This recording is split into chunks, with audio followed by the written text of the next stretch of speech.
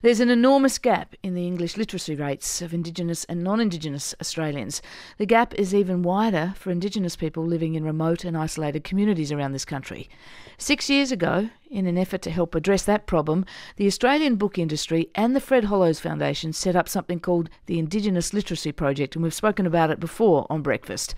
Well, to raise some much-needed money for this cause, a number of prominent singers and musicians will appear in a benefit concert called Songs for Stories.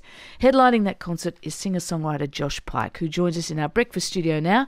Josh, welcome again to Breakfast. Thank you very much. Thanks for having me.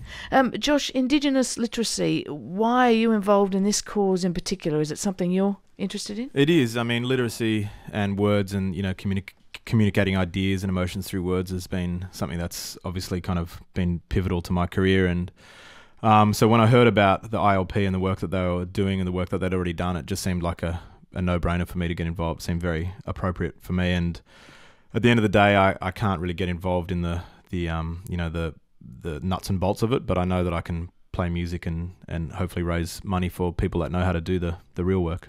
As a musician, you travel all around this country playing music. Have you been to any Indigenous communities? I have. I've played out in. I've played, on the John Butler tour, particularly quite a few years ago. I played in Alice and up in Darwin and Townsville and stuff like that. So yeah, not specifically in a community, but in and around areas where there are lots of Indigenous communities, and you kind of go there and you see that there is definitely a gap that needs to be bridged there. Okay, well, in terms of bridging the gap, you're going to be headlining this concert, which is called Songs for Stories, on in Sydney next month, well, May the 15th.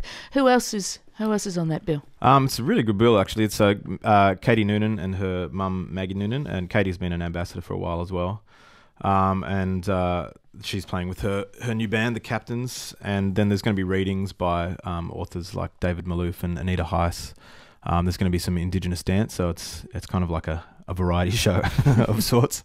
Okay, well, let's hear some of the variety you're going to have on offer. What are you going to play for us? I'm going to play a song called Our House Breathing.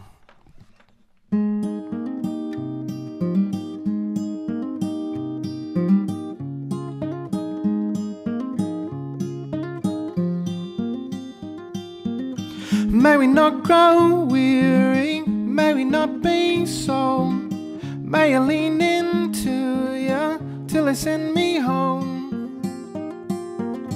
May we not grow weary, may we not be so. May you lean into me till they send me home. And the house came alive in the heat. All the curtains stuck to the screens.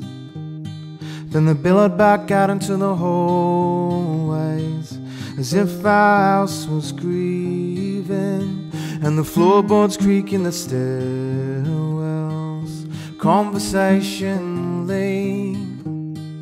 But I was out the back in the garden, waiting for you to come home to me. May we not grow weary, may we not be so. May you lean into you till they send me home. May we not grow weary, may we not be so. May you lean into me till they send me home. And your nightdress left on the floor while you were in the bath downstairs. And I held the cloth to my face and filled my lungs with your scent, 'cause we knew that I'd be leaving, and we knew that you'd stay home. It was as if our house was grieving, as I just stood there breathing you in. May we not grow weary, may we not be so. May you lean into you till they send me home. May we not grow weary, may we not be so. May you lean into me till they send me home. Send me home. Send me home.